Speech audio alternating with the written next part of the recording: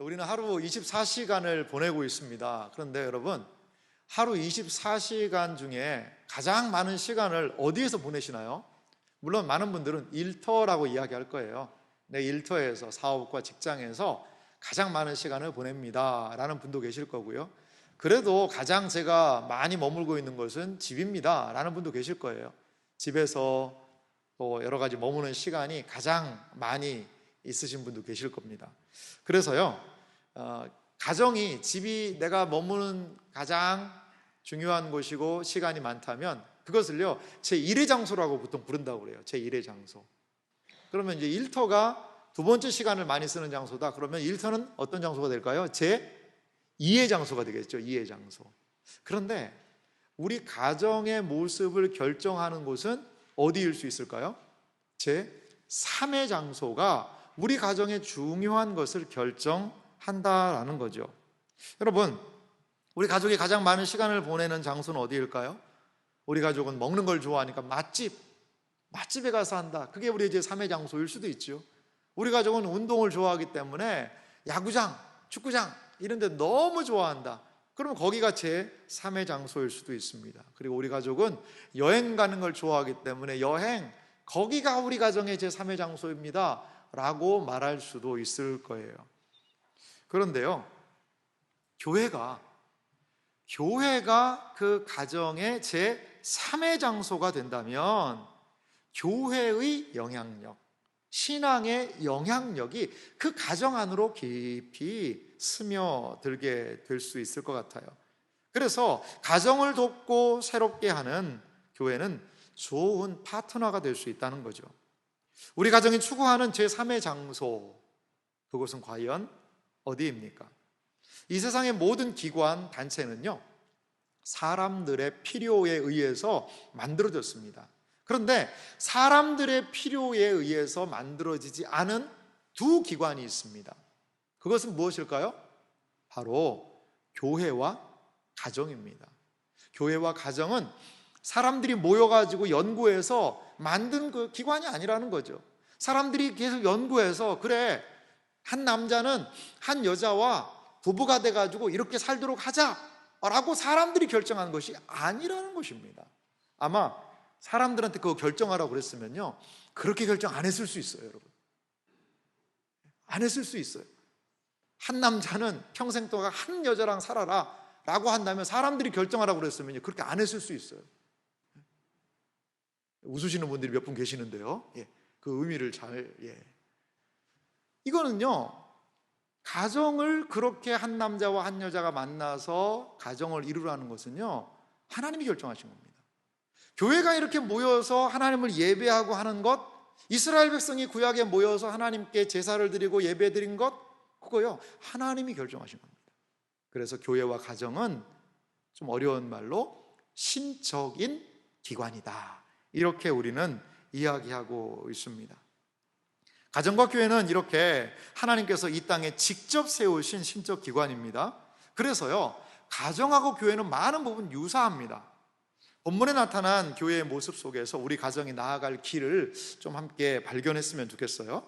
먼저요, 우리가 살펴볼 것은요, 이 그리스도와 교회의 관계를 오늘 성경이 우리에게 일러주고 있다는 겁니다. 사실 오늘 본문의 내용을 우리가 읽었지만요, 이렇게 시작하거든요. 25절은 남편들아, 이렇게 시작합니다. 이 남편들아 아내를 사랑해라 라는, 남편이 아내를 어떻게 사랑해야 되는지를 일러주는 그런 본문이에요. 그런데 사도 바울은 남편 아내에 대한 이야기를 하면서 무슨 이야기를 합니까? 그리스도께서 교회를 사랑하시고 그 교회를 위하여 자신을 주심같이 하라. 남편이 아내를 사랑하는데요, 예수님이 교회를 사랑하고 그리고 교회를 위해서 자신을 주신 것처럼 남편은 아내를 사랑하라는 겁니다. 남편과 아내의 관계를 이야기하면서 오늘 성경은요, 교회의 중요한 원리를 또한 이렇게 우리에게 알려주고 있다는 겁니다. 예수님께서 교회를 위해서 하신 일이 무엇이었습니까? 그것은 바로 자신을 주신 희생적인 사랑이었다는 거죠. 이 사랑의 근거에서 교회를 향한 주님의 계획이 있다는 걸 볼 수가 있습니다. 이렇게 예수님이 교회를 사랑하셔서 자신의 목숨을 주셨고 그 교회에게 기대하는 바가 있습니다. 그게 바로 오늘 본문 26절과 7절입니다. 26절을 한번 보실래요?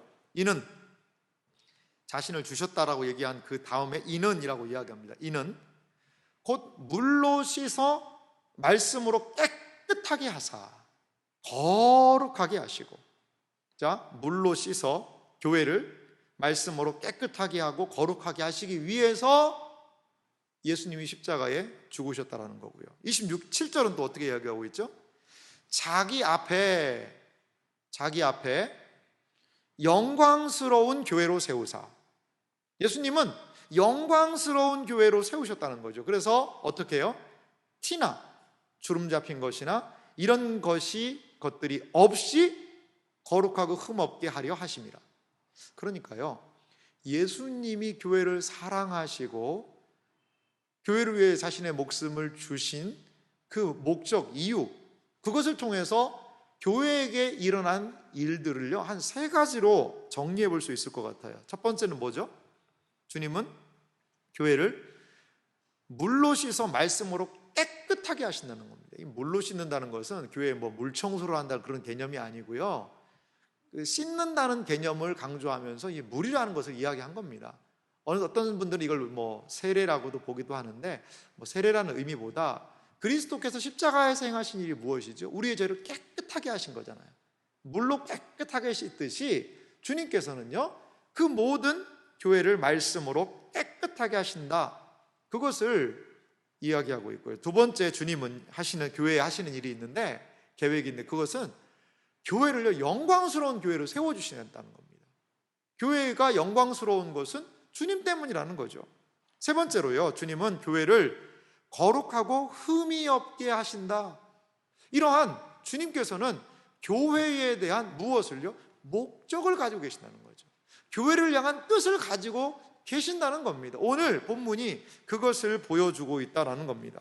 예수님은 이 일을 위해서요, 교회를 사랑하셨고, 예수님은 이것을 위해서 목숨을 버려서 희생하셔서 죽으셨다라는 거죠. 자, 여기에서 우리가 하나 살펴볼 것이 있습니다. 그것은 무엇이냐면 바로 교회와, 그럼 이렇게 예수님의 희생과 사랑으로 세워지고, 그리고 주님께서 기대하시는 교회의 모습이 분명히 있는데, 이것이 이 가정하고 좀 어떻게 연결이 되느냐, 그것을 좀 한번 살펴봤으면 좋겠어요. 이 교회와 가정의 관계인데요, 교회는, 주님께서는요, 교회를 어떻게 만들기 원하신다는 거죠? 말씀으로 깨끗하게, 또 영광스러운 교회로, 흠이나 부족한 것이 없는 그러한 교회로 만들기 원하셔서 예수님은 교회를 사랑하고 죽으셨습니다 라고 이야기하고 있거든요. 그런데 이것이요, 교회를 향한 주님의 원대한 계획이에요. 그런데 이러한 주님에 대한 계획이요, 주님의 교회에 대한 계획이 단순히 교회 안에만 머물러 있지 않다라는 거죠. 여러분, 오늘 본문의 위치는 어디입니까? 본문의 위치는 교회에 대한 이야기 하려는 게 아니거든요. 남편들아 라는 가정에 대한 이야기를 하고 있어요. 자, 그 아래 부분을 살펴보니까요, 에베소서 5장 31절과 2절을 보니까 이런 장면도 있습니다. 그러므로 사람이 부모를 떠나 그의 아내와 합하여 그 둘이 한 육체가 될지니. 이건 창세기 2장에 있는 말씀인데요, 가정의 가장 중요한 원리입니다. 가정의 원리예요. 자, 결혼이 어떻게 진행됩니까? 부모를 떠나야 되는 거죠. 독립의 원리가 있어요. 그리고 그의 아내와 어떻게 해야죠? 합해서 한 육체가 된다. 이것은 연합의 원리입니다. 사실 부부는 한 몸이라는 이야기 많이 하지 않습니까? 그게 어디서 나온 건지 아세요? 성경에서 나온 겁니다. 부부가 한 몸이라는 것은요, 성경에서 나온 거예요. 그래서 부부가 한 육체, 한 몸이 될 수 있다라고 성경이 이야기를 합니다. 그런데 이것은요, 뭐라는 거죠? 32절 말씀 보니까 이 비밀이 크도다. 비밀이라는 겁니다. 전혀 알지 못하는 남녀가 만나서 부부가 되고 한 육체가 되고 한 몸이 된 것. 근데 이게요, 비밀이라는 거예요. 이 비밀이 엄청나게 크다는 겁니다. 그런데 에베소서 5장 32절은 이렇게 이어서 말하고 있습니다. 나는 그리스도와 교회에 대하여 말하노라. 사실 이거는요, 문맥상 이해가 안 됩니다. 창세기에 나와 있는 가정의 모습에 대해서 이야기를 하고 이 비밀이 크다라고 얘기를 했으면 나는 그리스도와 가정에 대하여 말하노라, 이렇게 얘기해야 문맥은 맞거든요. 근데 갑자기 가정 얘기 실컷 한 다음에 이 비밀이 큰데 나는 그리스도와 교회에 대해서 말한다, 이렇게 얘기하고 있다는 거죠. 여러분, 이렇게 말하는 의미가 무엇일까요? 가정이, 부부가 어떻게 하나가 될 수 있습니까? 연합할 수 있는 것은 어떻게 가능할까요? 스스로의 힘으로는 이게 안 된다는 겁니다.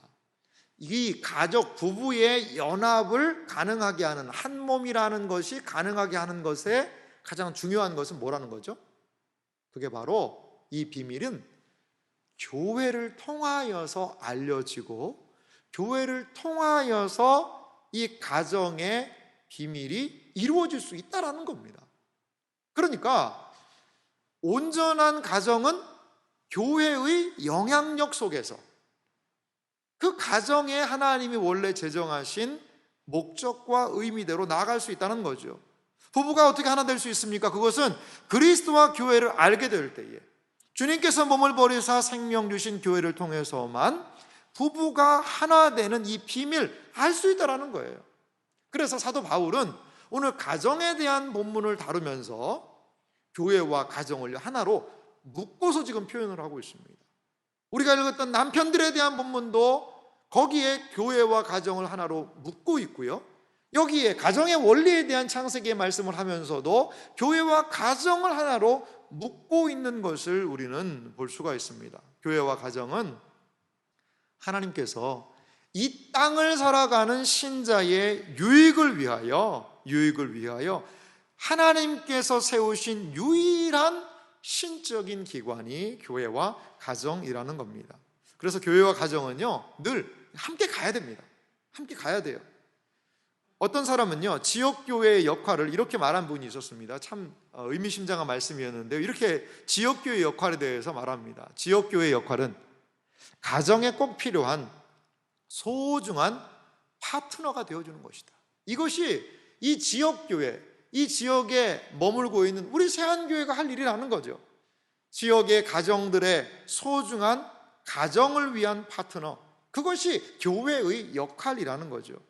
그런데 지금까지 한국교회의 모습을 좀 살펴보면요, 우리의 신앙생활의 중심은 교회였습니다. 교회 중심인 신앙생활을 지지하고 많은 부분에서 그것을 미덕으로 우리는 생각했습니다.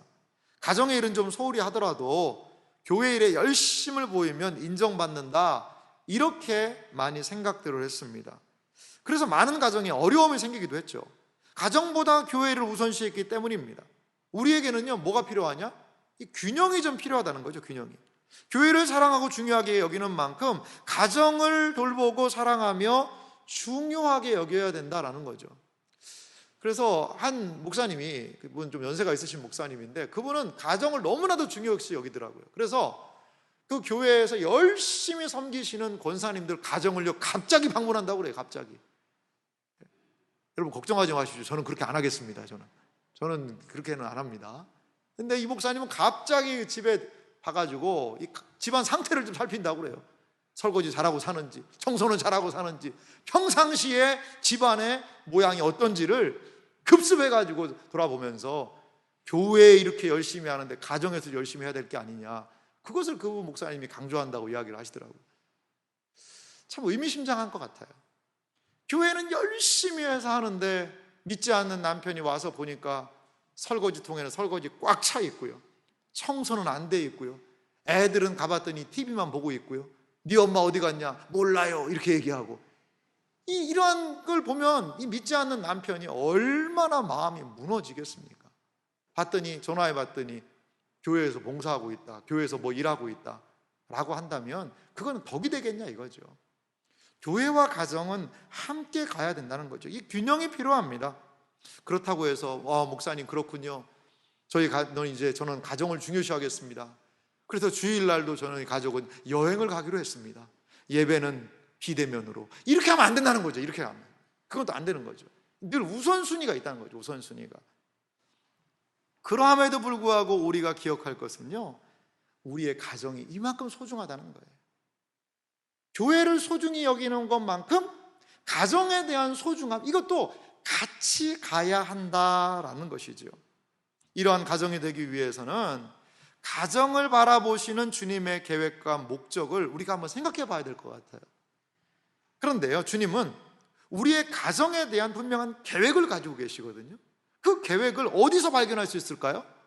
저는 오늘 우리가 있던 성경 본문 안에서 가정을 이야기하면서 교회를 이야기했던 교회에 대한 하나님의 계획 안에 분명히 우리 가정에 대한 계획이 함께 포함되어 있다고 봐요. 그래서 교회의 목적 안에 있는 가정의 목적, 그것을 오늘 본문을 통하여서 좀 함께 살펴보기 원합니다. 하나님께서 자신을 주심으로 사랑하신 교회에는 분명한 목적이 있어요. 이제 그 교회의 목적은요, 깨끗하게, 말씀으로 깨끗하게 하고 영광스러운 교회를 세우고, 그리고 흠이나 점이 없이 거룩한 교회로 세우고자 하는 그 하나님의 목적은요, 동일하게 가정에서도 발견되어야 하는 그러한 목적이라는 겁니다. 교회의 목적 안에 있는 가정의 목적은 무엇인지 한번 좀 살펴보기 원합니다. 한 3가지 정도로 생각할 수 있는데요. 첫 번째 무엇이냐면, 가정의 목적은요, 물로 씻어 말씀으로 깨끗하게 여김을 받아야 되는 것은 교회뿐만이 아니라 우리의 가정도 동일하다는 겁니다. 에베소서 5장 26절은 말하죠.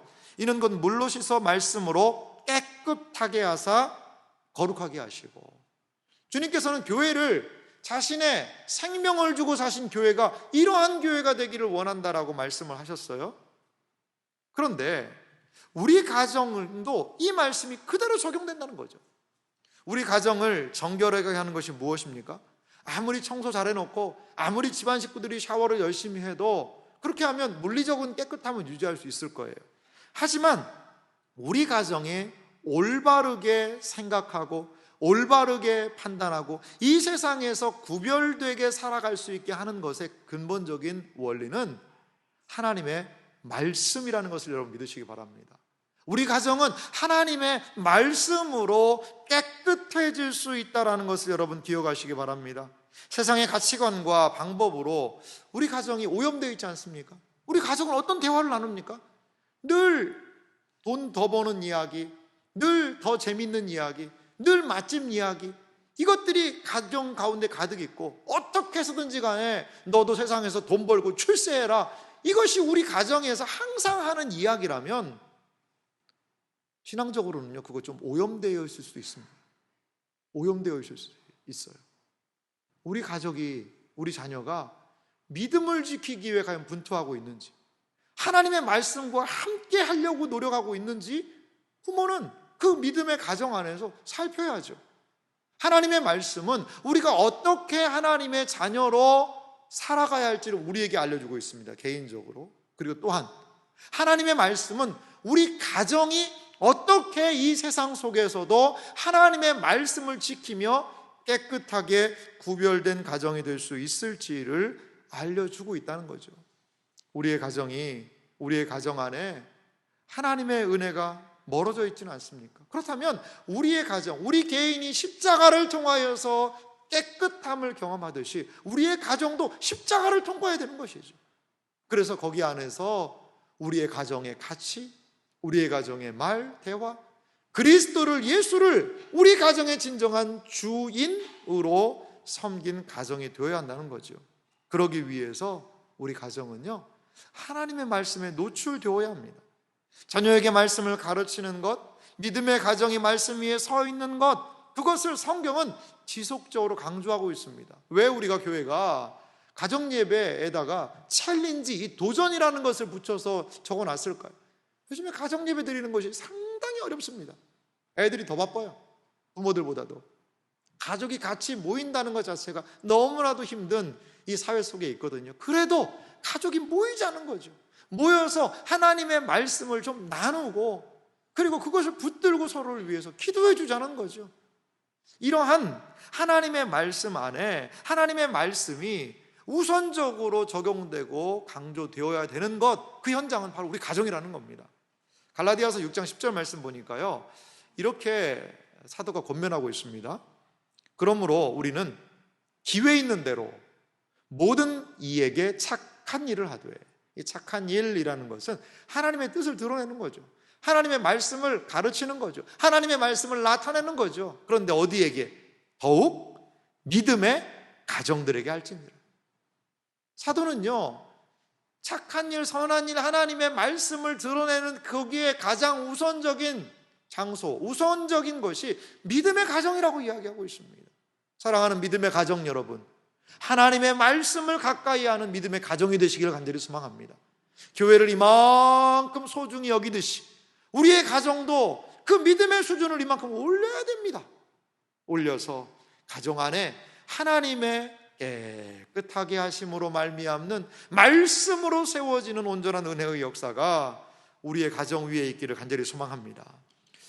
두 번째로 하나님께서 교회의 목적 안에 두신 이 가정의 목적의 두 번째는요, 무엇이냐면 영광스러운 가정으로 세우셨다는 겁니다. 영광스러운 가정으로요. 에베소서 5장 27절 상반절은 말합니다. 자기 앞에 영광스러운 교회로 세우사. 여기에 예수님께서 십자가에 달려 죽으시고 그리고 교회를 사랑하셔서 원하시는 것이 있다는 거죠. 그것은 영광스러운 교회라는 겁니다. 예수님은 교회를 영광스럽게 하시는 분이라는 거죠. 여러분, 영광스러운 교회라는 단어가 있는데요, 교회가 영광스러운 곳입니까? 우리 세한교회에서 한 교회에서 오랫동안 신앙생활한 분들은 아유 그럼요, 우리 교회 얼마나 영광스러운 곳인데요 라고 이야기하시는 분도 계실 거예요. 그런데 여러 교회 생활을 하신 분들을 보면 교회가 그렇게 영광스러운 곳만은 아닌 것 같다라는 생각을 하시는 분들도 분명히 계실 거예요. 저도 교회들을 여러 거치면서 목회를 해왔습니다만 교회가요 결코 어떤 때는 영광스럽지 않을 때도 있더라는 거죠. 교회의 민낯, 교회의 연약함들을요 너무 많이 보게 돼요. 어떤 교회는 본당을 사수하면서 예배드리고 있고, 또 본당을 사수하기 위해서 막 준비하고 있는 교육관파가 거기서 모여서 막 교회가 분열돼서 예배드리고 있고, 그런 교회를 영광스럽다라고 이야기할 수 있을까요? 교회가 안 왔으면, 교회 아니었으면 상처 안 받고 이런 얘기 안 들었을 텐데 교회 와서 상처받고 그런 분들 계시기도 합니다. 그런 분들을 보면 교회 영광스러운 곳이라고 이야기하기가 어렵기도 합니다. 그런데 오늘 성경이 왜 교회를 영광스럽다고 이야기할까요? 교회가 영광스러운 것은요, 영광의 주님을 그 연약함 가운데서도 따라가야 된다는 거예요. 영광의 주님을 온전히 따라가게 될 때에 거기에서 교회는 영광을 발견할 수 있다는 겁니다. 여기 영광스러운 교회로 세우사라는 단어가 있는데요, 세우사라는 단어는 이런 의미가 있어요. 이게 나타내다, 만들다라는 그런 의미가 이 세우사라는 단어 안에 있습니다. 그래서 이 예수님이요 영광스러운 교회로 만드셨다는 거예요. 만드셨다는 거예요. 자, 영광이라는 단어를 우리가 생각을 합니다만 주님이 영광스러운 교회로 만드시기 위해서 하신 일이 뭘까요? 영광스러운 교회로 만드시기 위해서 하신 일이 과연 무엇입니까? 그것이 바로 십자가입니다. 주님의 영광을 뒤집어 보면은요, 거기에는 십자가가 있어요. 주님께서 영광스러운 일들을 위해서 하신 일을 뒤바꿔 보면 거기에는 무엇이 있습니까? 그리스도의 십자가가 있다는 거지요. 주님의 영광은 십자가를 통해 나타났다라는 겁니다. 사랑하는 성도 여러분, 우리의 가정은요 결코 영광스럽지 않을 수 있어요. 영광스럽다는 것과 우리의 가정은 너무나도 거리가 많이 있을 수 있어요. 하지만 어떻게 영광스러운 가정이 될 수 있을까요? 그것은 연약한 교회가 주님의 십자가를 통과하여 영광을 드러내는 교회가 될 수 있듯이, 오직 십자가를 통과하는 가정만이 영광의 가정이 될 수 있다는 것을 여러분 믿으시기 바랍니다. 십자가에서는 십자가의 그 무거운 짐은요, 이 짐이 아니라 복이라는 겁니다. 주님은 우리에게 십자가를 지고 나를 따라오라고 이야기하세요. 주님을 따라가는 데는요, 십자가를 져야 돼요. 십자가를 지지 않으면 주님을 따라갈 수가 없어요. 십자가는 무거운 짐처럼 보이지만 내가 주님을 따라 믿을 수 있는 그러한 영광의 도구라는 거죠. 마태복음 16장 24절은 우리에게 예수님은 이렇게 우리를 도전하고 권면하고 계십니다. 우리 같이 예수님의 말씀을 함께 읽겠습니다. 이에 예수께서 제자들에게 이르시되 누구든지 나를 따라 오려거든 자기를 부인하고 자기 십자가를 지고 나를 따를 것이니라. 아멘. 예수님은 우리에게 자기를 부인하고 자기 십자가를 진 사람이 나를 따라올 수 있다라고 이야기하고 계십니다. 여러분, 십자가는 짐처럼 보이지만 십자가를 통하여 하나님의 영광을 우리로 하여금 알려주고 있다는 겁니다. 십자가는요, 우리의 가족이 짐이 아니라 주님의 영광을 경험하는 길이라고 우리에게 십자가는 말해주고 있어요. 우리가 사는 시대는요, 가족을 좀 짐처럼 여기는 그런 시대에 살고 있습니다. 남편이 짐이고요, 아내를 돕는 것은 시간 낭비고요, 자녀를 교육하고 필요를 제공하는 것, 그것을요 다 돈으로 환산을 합니다. 주님의 십자가는, 그래서 많은 사람들이 결심하죠. 무엇을 결심합니까? 나는 결혼 안 하겠다는 거예요. 아내, 남편 짐이고 태어날 자녀도 짐인데 내가 왜 결혼을 해야 되냐는 거죠.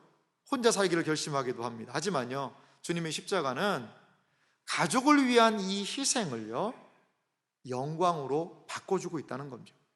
그저 아내이기 때문에, 그저 남편이기 때문에, 그저 자녀이기 때문에 섬길 수 있는 힘, 사랑하고 희생할 수 있는 힘이 나오는 게 아니더라는 거죠. 그냥 남편이니까 내가 아내한테 잘할 수 있다, 자녀니까 부모님 공경할 수 있지, 내가 아내이니까 남편에게 잘할 수 있고 남편이니까 아내에게 잘할 수 있지, 그거 안 되더라는 것이죠. 거기서는 성경이 말하는 둘이 한 몸을 이룰지라, 이것이 결코 거기에서 이루어지지 않는다는 겁니다. 그렇다면 무엇이 우리의 가족을 짐이 아닌 희생과 사랑과 섬김으로 바꿔줄 수 있냐 이거죠. 그것은 바로 십자가입니다. 십자가예요. 십자가는 분명히 고통스럽죠.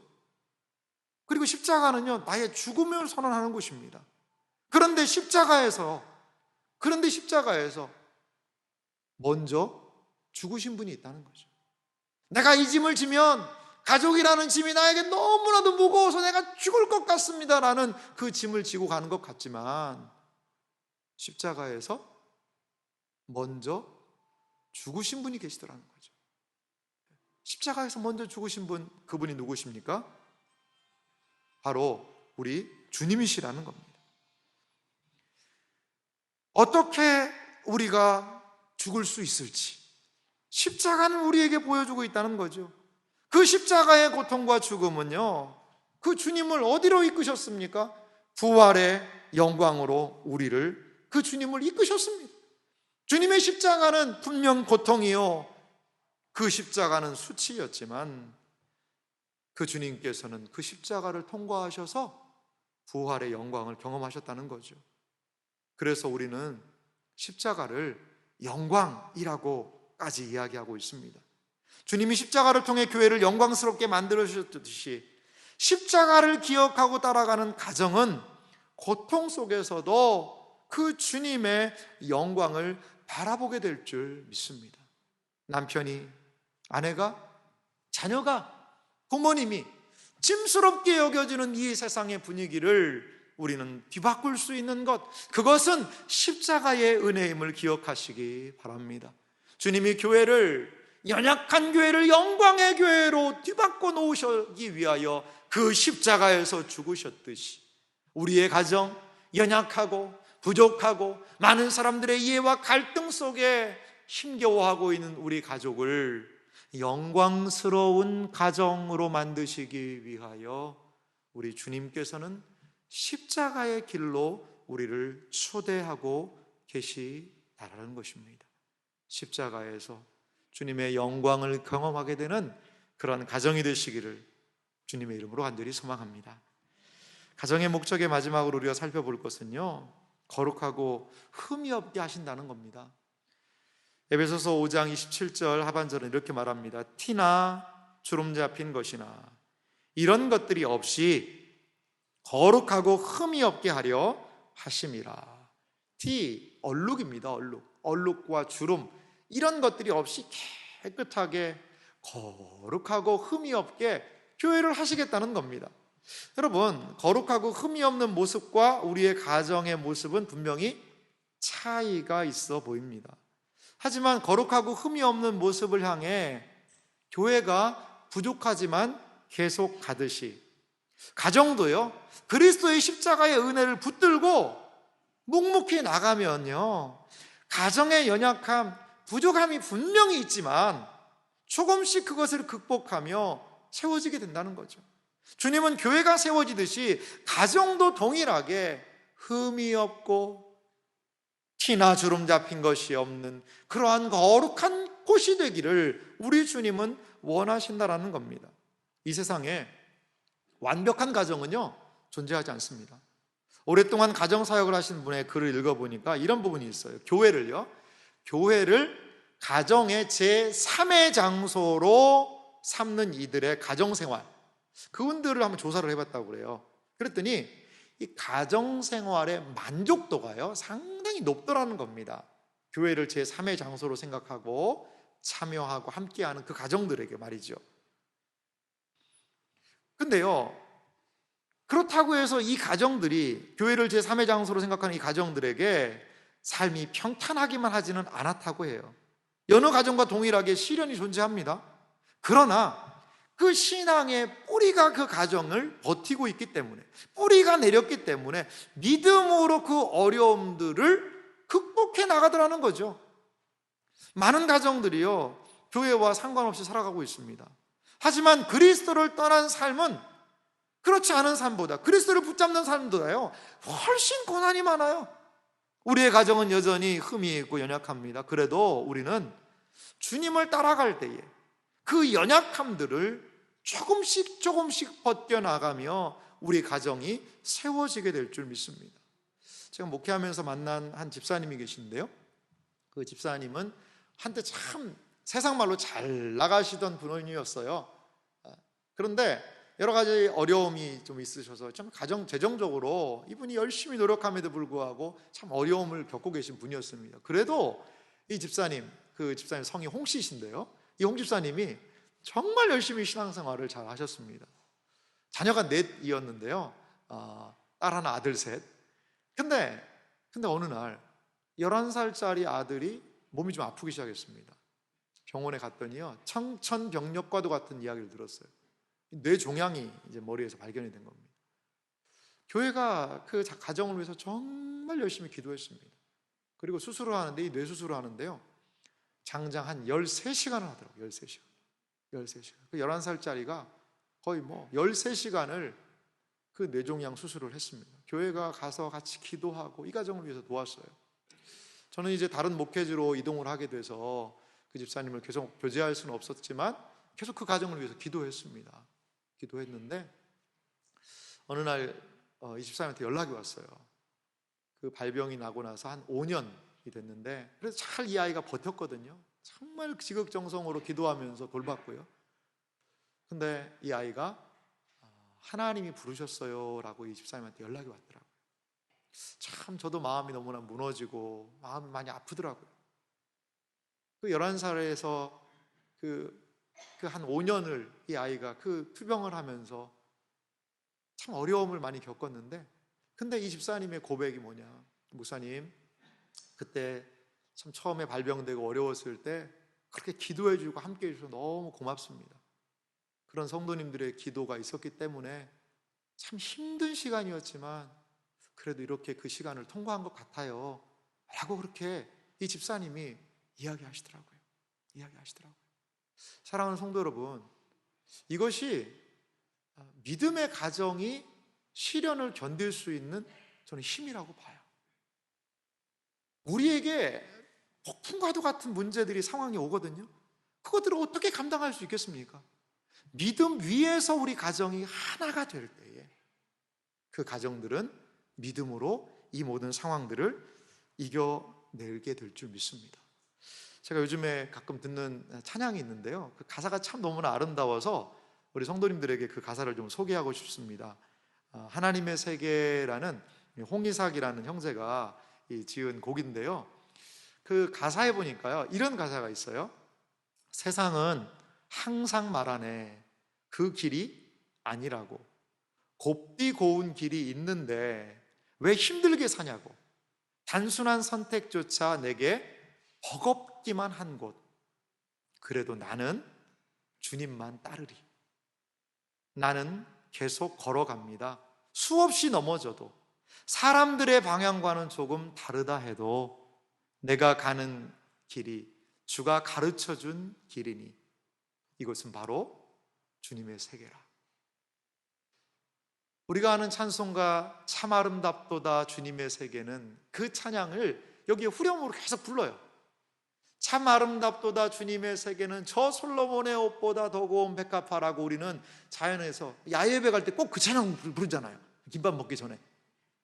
근데 이 형제는요, 참 아름답도다 주님의 세계는 그게 그 숲속 좋은데 꽃 많이 피고 거기가 주님의 세계가 아니라 지금 내가 힘들게 걸어가고 있는 여기가 주님의 세계라는 거예요. 이 고백 그거 하고 있는 겁니다.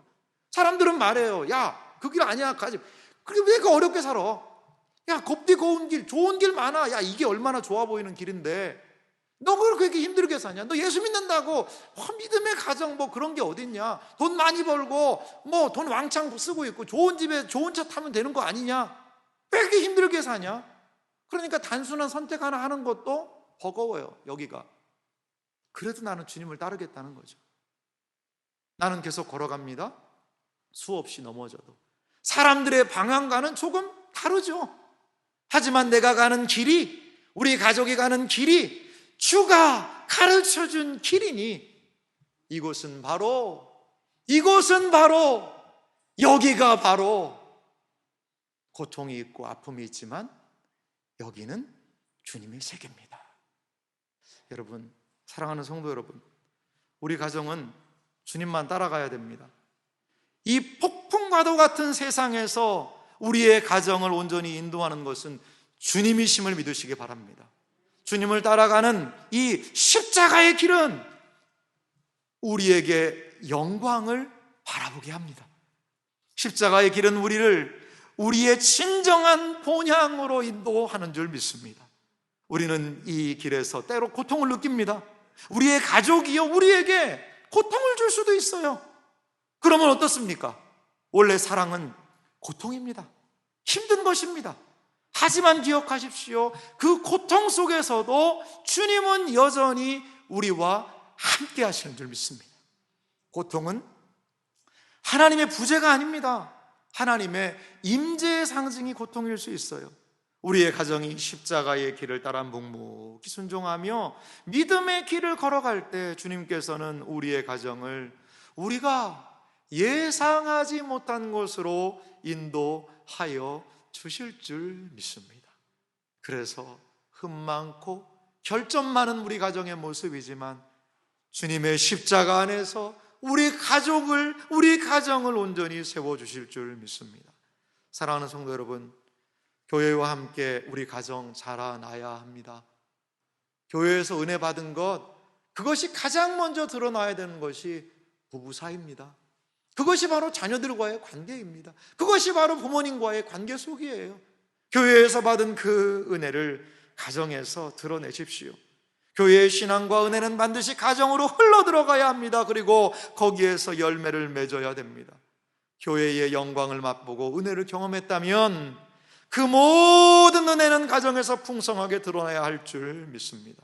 교회를 통해 나타난 하나님의 놀라운 은혜가 우리의 가정 안에서 더욱 분명하게 확인되시기를 주님의 이름으로 축원합니다. 같이 기도하도록 하겠습니다.